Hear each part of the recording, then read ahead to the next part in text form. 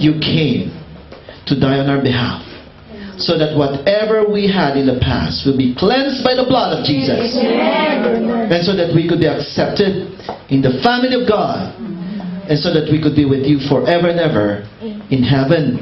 In Jesus' name. Amen. Let me close and conclude. Totoo po na yung pong narinig natin ay mas matindi kaysa mensahe ng normal na messages. Kasi buhay po ang nakita natin. Patotoo po na tunay na ang Panginoon po ay walang pinipili. Kristiyano ka man o hindi ka Kristiyano, makasalanan ka o hindi, meron ka pa rin kapatawaran. Meron pa rin pagbaba, meron pa rin ang gagawin sa iyo. Dahil mahal ka ng Panginoon, papaluin ka pa rin. Dahil mahal ka ng Panginoon, gagawa pa rin siya ng paraan para ikaw ay mailapit sa Kanya. Ngayong umaga, this might be your first or last opportunity. But don't lose it, don't miss it. Alam niyo po, I would like to emphasize, God has won the war. Panalunan na po ng Panginoong Diyos ang labanan. Alam niyo po dito sa mundong ito, ang labanan po ay, kumbaga po, dehado. Bakit dehado? Nasa teritoryo po tayo ni Satanas. Hindi niyo ba alam?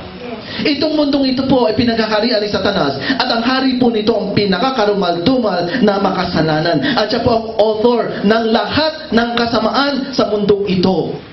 Kaya lahat po ng nakikita natin sa mundong ito, puro kasamaan. At tayo po yung mga mahihina lamang, tao lamang po tayo.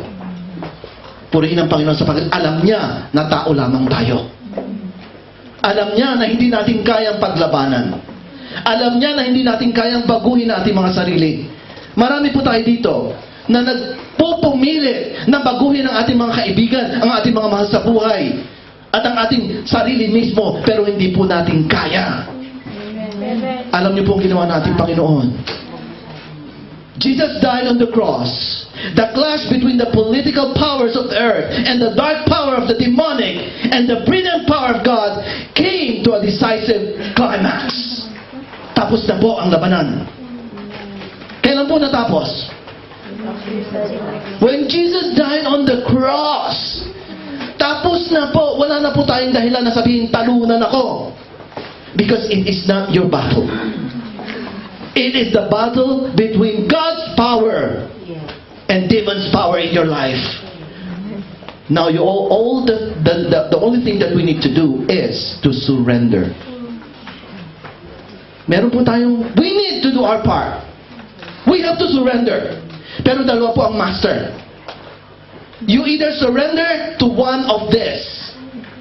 At sa umaga pong ito, dalawa po ang nagpatuto dito sa harapan. That if you surrender your life to Jesus, there's victory. Amen. But if you surrender your life to Satan, there's misery.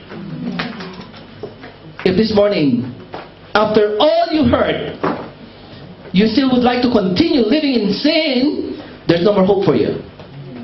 You are completely defeated.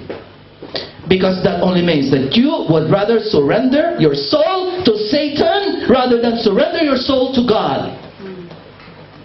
This morning is the day of salvation. This day is the day of salvation. Choose between God and Satan.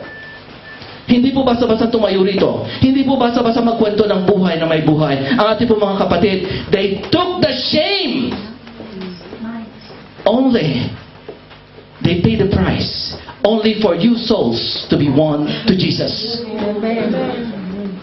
They took the stake of giving their life testimony. Hindi po madali yan. Sino ba marami dito tinatago? Mahirap po magtago. Mahirap po kasi po yung dignidad. Talaga pong kahit na anong sama ng ginagawa mo sa likod, talagang pinagtatakpan mo pa yan. Kahit anong kapal ng makeup mo, yung dignidad na yan po, ay hindi nakukuha sa makeup. Katulad po sinasabi nila, may dignidad, sa totoo po, wala na. Ang dignidad po natin nasa Panginoon. Kahit po hindi naman po sila nag-confess publicly. Si David po, a king. He is a man after God's own heart. Siya po ay adulterer. Siya po ay murderer. Nag-confess din po siya. Hindi po niya ikinahiya. At lumapit siya sa Panginoon. At anong ginawa ng Panginoon?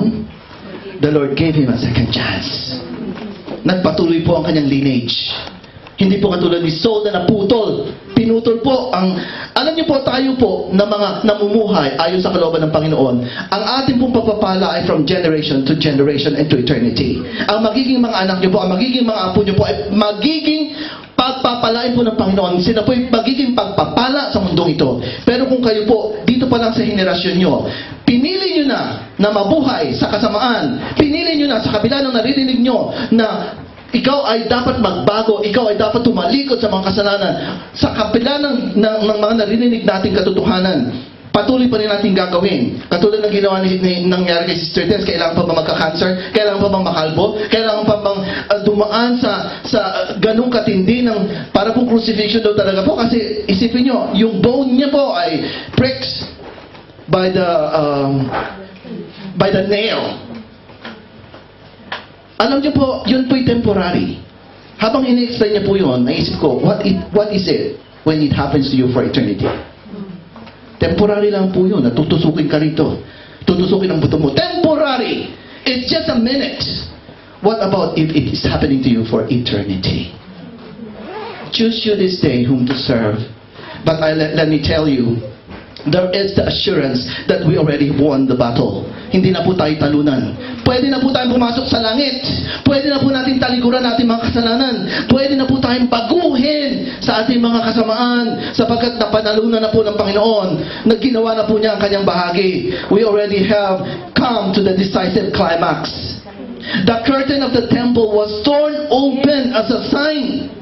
Alam niyo po, there was this curtain that separates the holy of holies. Hindi po tayo pwedeng lumapit sa Diyos sapagkat tayo po ay mamamatay dahil tayo po ay makasalanan. Pero nung po si Jesus ay namatay sa krus, tinanggal po ng ating Diyos yung kurtina na yan at wala na po tayong division, wala na po tayong wala na pong barrier sa atin between our God and us. Kaya po pag tayo lumapit sa Panginoon na may pagpapakumbaba, lahat po ng ating dalangin, pinapakinggan niya. Yun po ang nais niya sa umagang ito. Yun po ang nais niya. He is our high priest. He stepped up to the Holy of Holies. The presence of God rips open an entryway so that we will have eternal relationship with Him. Eternal relationship with Him begins here on earth. Huwag niyo pong hintayin mamatay na kayo bago po kayo magkaroon ng personal relationship. Umpisa po dito. Mararanasan niyo ng kanyang kabutihan. Ang sabi po niya, continue to work out your salvation with fear and trembling. I have to work my salvation? Continue to work out your salvation with fear and trembling. Dapat po araw-araw natatakot po tayong gumawa ng kasalanan. Dapat po araw-araw, yan po mga bagay na ibinibigay sa atin ng kaaway upang tayo po ay lumapit sa Kanya at matuksong muli. Dapat po katakutan na natin. Dapat po i-work out natin ang ating salvation with fear and trembling. Pastor, biblical ba yan? I am reading the Bible. Continue to work out your salvation with fear and trembling. And then, to make sure that for it is God who works in you to will and to act according to His good purpose. Hindi po kayo ang gagawa niyan, kundi ang Diyos na tinanggap nyo sa inyong puso ang magbabago sa inyo. Hindi po natin problema. Hindi po tayo mag-struggle. All we have to do is to surrender. There's the song that says, I surrender all to Thee, my blessed Savior, I surrender all. You just have to surrender everything and He will take care of the rest. Amen. Yung po inyong mga kahinaan, yung po mga tuksong na yan, mapapaglabanan niyo po yan. Amen. Sapagkat ang banal na Espiritu po ang bubulong sa'yo, anak. Dito ka, meron tayong pamilya, sumama ka sa pamilya mo. Every Sunday, nagkakain ng kayo doon. Meron nagtanong dyan, sabi niya, You've been eating in the church? I thought when you go to church, you just pray. Recently lang, tinatanong, saan ka ba kumakain? Saan ka ba naghahapunan? Saan ka ba nanghalian? Sa church po. What? Have you been